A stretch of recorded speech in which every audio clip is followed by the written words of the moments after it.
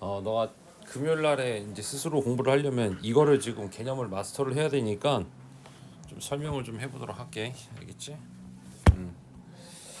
보자고. 우선은 요 바우 뒤에 보시면 얘는 위치에 대한 설명이었고, 위치를 갖다가 내외분점 더하기 빼기 뭐 이런 연산 실수배하는 것들이 위치 벡터였고, 이제는 좌표가 나올 거야. 좌표 벡터에 대해서도 좌표를 어떻게 표현하느냐. 자, 첫 번째 보시게 되면 벡터를 성분으로 점으로서 표현하겠다. 그때 기억해야 될 첫 번째 개념, 단위 벡터라는 게 나와. 이 두 위치 벡터라는 것을 크기가 일자리이면서 방향만 갖고 있는 녀석이지. 이걸 옛날 용어로서는 방향 벡터라고도 표현을 하는데, 방향만 갖고 있는 거, x축으로 가는 방향, y축으로 가는 방향. 그래서 우리가 기호로서는 이렇게 주로 많이 씁니다. 만약에 a라는 좌표가 3,4라고 한다면 그것을 3 2원 벡터 더하기 4 2투 벡터라고도 표현하더라는 얘기지. 그러면 2원과 2투는 뭐야? x쪽으로는 3칸이고요, y쪽으로는 4칸입니다를 얘는 점으로 표현하는 거. 그다음 요거는 뭐야? 1차식처럼 표현하는 방식이야. 둘은 똑같은 내용이라고 보시면 되겠어. 이런 식으로 표현하는 거야. 알겠지? 그러면은 3,4라고 한다는 것은 출발점이 원점으로부터 3만큼 그리고 4만큼 간 거에 대한 이렇게 방향성을 가리키고 있는 이제 평면 벡터가 되는 거지. 이런 어떤 내용이. 자, 벡터에 대한 크기는 피타고라스 정리로 정리하시면 되는 것이고요.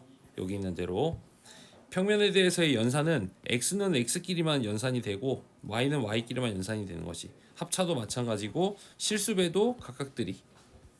두 벡터가 같다라는 것은 뭐냐면 x는 x끼리 같다라는 거고 y는 y끼리 같을 때 두 벡터는 같다라고 표현한다. 벡터에서는 평행이라는 말이 없다. 뭘로 하는 것이다? 실수배로 표현하더라. 그래서 k배를 해주는 것이야. 그러니까 어떠한 a 벡터가 이렇게 나타내고 있어. 이게 a라는 벡터가, 그리고 b라는 벡터가 이렇게 나타난다 쳐. 둘이 평행이야. 그지만 벡터에서는 평행이라는 말이 없기에 시점을 일치시키는 거지. 일로. 그래서 요만큼을 평행 이동시켜서 a라고 한 다음에 요렇게. 그러면은 같은 방향성을 갖고 있으므로 k배다 이렇게 표현하는 거다. 기억해 두시면 되겠고, 성분에 대한 크기인데 AB 벡터라고 불리는 거 있잖아. 첫 번째 여기 AB 벡터라고 한다는 것은 B1에서 A1을 빼주고 B2에서 A2를 빼주더라. 다시 한 번 더 연산에 대해서 하자. 자, 벡터에 대한 덧셈이야. O에서 A만큼을 가시고 A에서 B만큼을 가면 그 결과물은 여기에 종점과 다음 출발하는 녀석의 시점이 같으면 두 개에 대한 알파벳이 사라지면서 O에서 B로 가는 벡터다 이렇게 표현할 수 있잖아. 따라서 A에서 B까지 가는 벡터는 종점인 B 벡터에서 시점인 A 벡터를 빼는 거다 이렇게 기억하면 되지. 그래서 얘가 C에서 종으로 가는 벡터는 종 빼기 C다. 이게 이제 뭐가 되는 거다? 뺄셈을 나타낼 수 있다. 언제나 그렇게 표현하면 되겠어요. 그래서 성분들에 대해서 중요한 강조사항 이거 하나야. 이거 몇 콤마 몇이라고 한다는 어떠한 벡터를 우리는 3에 대한 2원 벡터, 4에 대한 2투 벡터다 이렇게 표현할 수 있다라는 거. 자, 이제 평면 벡터에 대한 내적에 대해서 아주 중요한 걸 얘기를 합니다. 그러니까 소위 말해서 우리가 벡터에 대해서는 실질적인 곱하기는 외적이지만 외적이라는 말은 교육 과정에 없으므로 내적이라는 것도 써. 근데 이 내적이라고 불리는 것 또한도 연산 방법은 곱하기를 쓰는 거긴 해. 그러면 내가 이 공간이 너무 부족해서 따로 내가 정리를 해서 보여줄 테니까 봐봐. 이 내용인데 이게 어제 휘용이랑 했을 적에 했던 내용인데 이건 좀 이렇게 해보자. 자, 벡터에 대한 내적은 크기입니다. 방향성이 없습니다. 그리고 우리가 그 벡터에 대해서는 요런 기호를 써요. 요렇게 A와 B에 대해서의 다트, 이게 점이야 점. 다트 곱하기 프로덕트라고 표현하거든. 내적이라는 것을 다트 프로덕트라고 표현하는데 A에 대한 크기에서 B에 대한 크기의 코사인 값으로서 정의를 내립니다라고 볼 수 있어. 그러면 이거 어차피 똑같이 해줘야 되겠다. 너도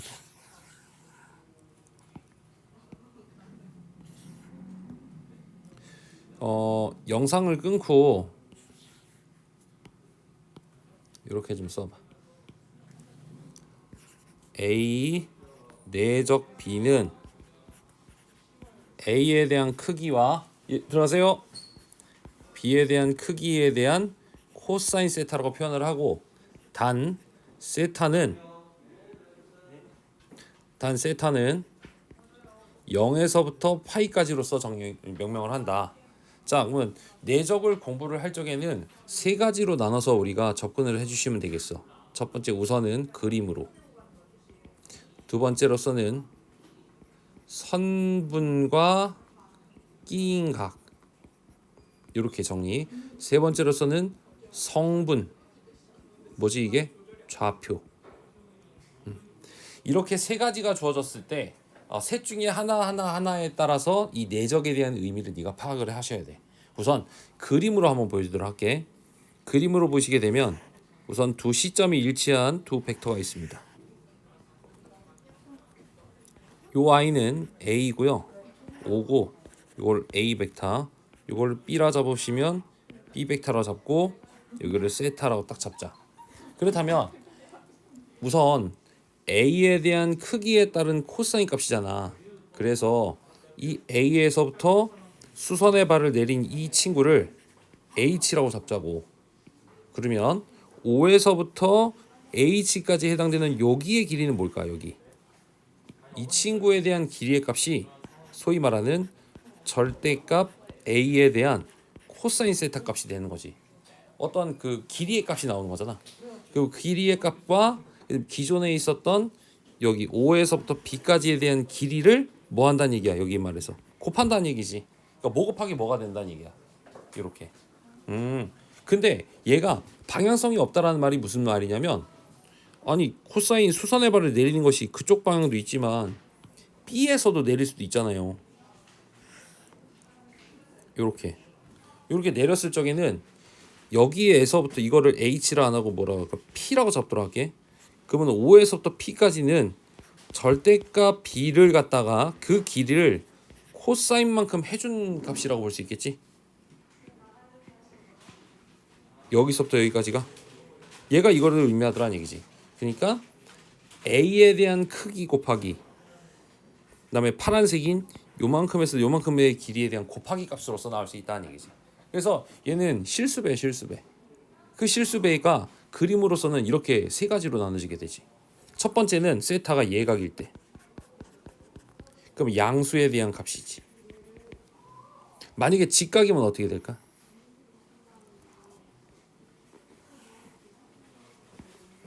O에서부터 A와 B라는 것이 만약에 직각이 나온다면 코사인에 대해서 90도가 되다 버리니까 얘는 얼마가 돼? 0이 돼 버리는 거지.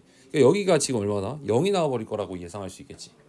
따라서 얘는 그 내적에 대한 값은 0이라는 값이 나와 버리는 거지. 아, 90도이면은 내적은 0이겠구나. 이런 것들을 새롭게 알 수 있겠지. 그래서 앞으로 우리가 고등과정 때 수직이라는 멘트가 등장을 하면 기울기에 대한 곱은 얼마다? 마이너스 1도 떠올려지지만 내적에 대한 값은 얼마다? 0이라는 것도 활용할 수 있겠다는 얘기지. 자, 만약에 얘가 둔각으로서 바뀌게 되면 어떻게 될까? 둔각으로.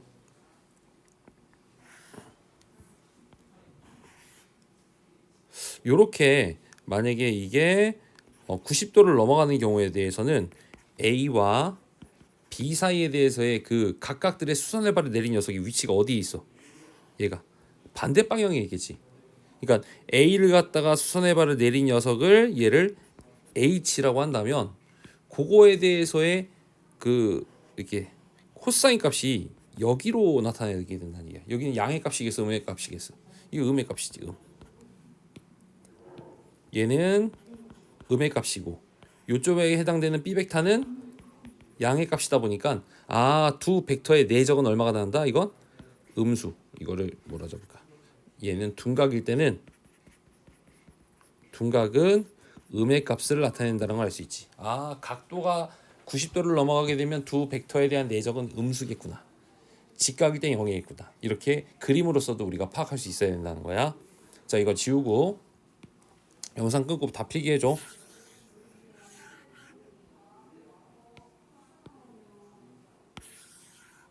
그 이제 이번에는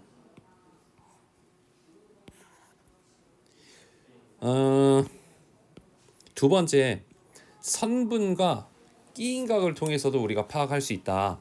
여기죠. 이쪽 동네야, 이쪽 동네. 이쪽 동네는 A에 대한 크기가 이게 뭐야? 두 선분의 길이지. 선분의 길이랑 그리고 얘가 뭐가 돼? 끼인각이지. 두 그 위치 벡터가 이제 이루고 있는 그 각이죠. 그럼 그거에 대한 계산 방법을 통해서도 우리는 뭘 구할 수 있어? 내적을 구할 수 있다는 얘기지. 세 번째는 성분이야. 그 성분이라고 불리는 친구는 뭐냐면 좌표잖아. 좌표가 주어졌을 때 공식이 어떻게 될까라는 얘기지. 자, 우선은 첫 번째가 A 벡터가 A1과 A2라고 하고 B 벡터가 B1과 B2라고 잡았을 적에 우리는 AB에 대해서의 제곱은 B1-A1의 제곱이고 B2-A2의 제곱이라고 할 수 있어. 요것은 B1에 대한 제곱 A1 B1 A1에 대한 제곱 B2에 대한 제곱 A2 B2 A2에 대한 제곱이라고 표현할 수 있겠지? 두 번째 삼각형에서 이가 A고요. 이게 B고요. 이것이 세타야. 조건에서도 여기가 AB의 길이죠. 그리고 여기서부터 수선의 발을 내린 친구를 H라고 잡는다면 A에서 B의 제곱은 A에 대해서의 H에 대한 제곱이랑 H에 대해서의 B에 대한 제곱에 대한 합과 같다. 피타고라스 정리를 만족하더라. 그럼 이때 AH는 뭐냐? AH 벡터는 크기는 이거의 사인 세타라고 얘기할 수 있겠고 HB에 대해서의 크기는 절대값 B에서 빼기 절대값 A의 코사인 값을 뭐 한 거야 이게? 제곱한 거라고 할 수 있겠지. 해서 얘를 제곱을 해주면 제곱이다 보니까 두 식을 이제 더해보자고. 이렇게 더했더니 요 친구랑 요거를 전개한 값들 중에 절대값 A에 대한 제곱이라는 것이 따로 독립적으로 나올 거야. 왜? A제곱 코사인 제곱과 A제곱 사인 제곱은 1이니까. 그리고 B에 대한 제곱 2의 크기 요렇게럼 나올 수가 있을 거란 얘기지. 근데 거기에서 절대값에 대한 A에 대한 제곱은 A1 제곱이랑 A2 제곱이고 요거는 B1 제곱이고 B2 제곱이잖아. 해서 양변에 있는 제곱이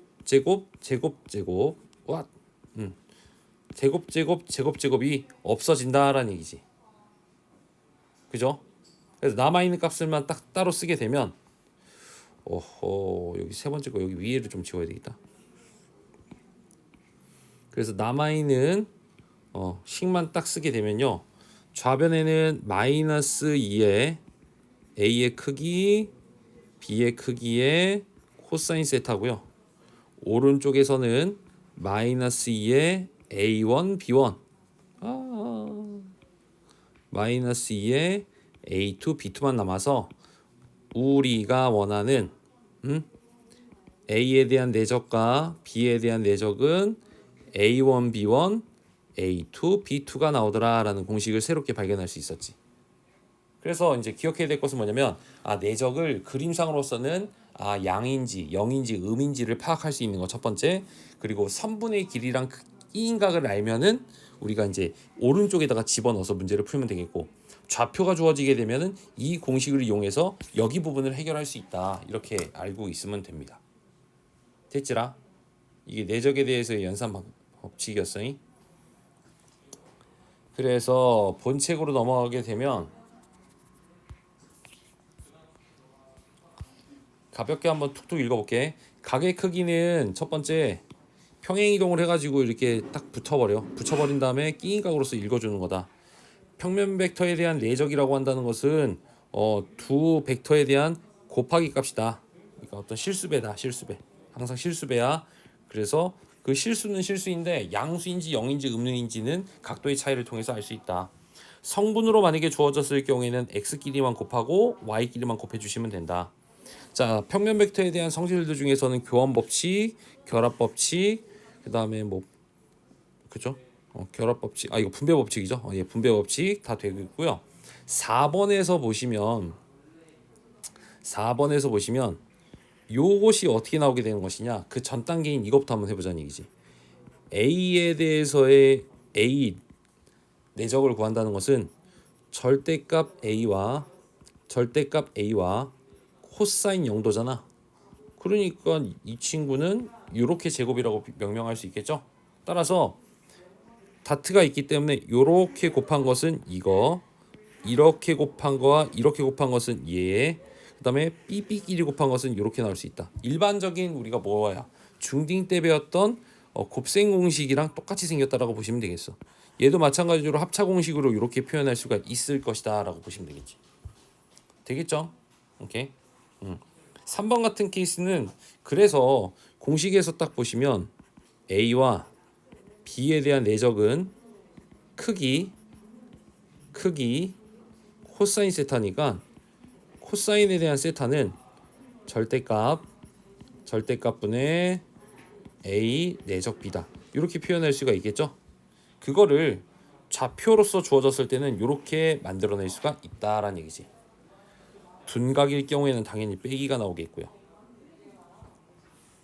자, 다음 줄에서 우리가 수직일 경우에는 기울기의 곱도 있지만 내적은 0이다라는 것도 있겠고, 평행이면은 우리가 어떻게 잡는다? 앞으로는 실수배 잡으시면 되겠다. 자, 5번 같은 케이스는 이건 암기인데 삼각형에 대한 넓이 공식이 총 7가지가 있어서 그동안의 6가지 공식들은 우리가 이제 알고 있었다면 7번째 공식인 요걸로 한번 표현하도록 할게. 우선 이거 먼저 쓸게. 삼각형의 넓이는 첫 번째 도입부는 2분의 1의 AB 사인 C다 이렇게 나오게 됩니다. 근데 사인이라는 것은 1 마이너스 코사인 제곱이잖아요. 그래서 방금 전에 그 공식 정리했었던 코사인에 대한 내적 공식을 통해서 이렇게 집어넣어 주시고 분모 통분을 해서 분모는 나와주면 그 사인 대신에 얘를 여기다가 넣는 거지. 그랬더니 얘랑 얘랑은 약분되죠. 그래서 2분의 1의 루트 크기의 제곱과 내적의 제곱의 차다 라고 보시면 된다. 이게 7번째 삼각형의 넓이 공식이야. 그러면 루트는 무조건 간에 얘는 문제가 없을까요? 하자가 없을까요? 네, 무조건 크기의 제곱이 내적보다 무조건 큽니다. 왜일까? 90도가 아닌 이상 무조건 간에 얘는 양수값이 나오겠죠. 그 이유가 코사인이 0도이면 얘는 뭐랑 같아? 이렇게 같겠지? 그러면 그때는 코사인이 0도라는 건 뭐야? 삼각형이 만들어질까 안 만들어져? 안 만들어지잖아. 끼인 각이 없으니까. 끼인 각이 0도니까. 그러니까 0이 된다는 얘기고. 그렇지가 못하면은 무조건 간에 얘가 얘보다 큰 거겠죠. 왜냐면 얘는 절대값 A에 절대값 B에다가 코사인 머시기 이런 식으로 붙잖아. 그러니까 얘는 무조건 1보다 작잖아. 그러니까 약분되더라도 1보다는 코사인 세타가 큰 거 당연한 거잖아. 그러니까 이거는 무조건 성립하는 것이지. 자, 관련돼 있는 그 기초 문제들은 영상으로 따로 찍어놨으니까 보시고 이 내적에 관련돼 있는 것도 오늘 나눠준 프린트로 갖다가 한번 복습을 한번 해보세요. 알겠죠? 네.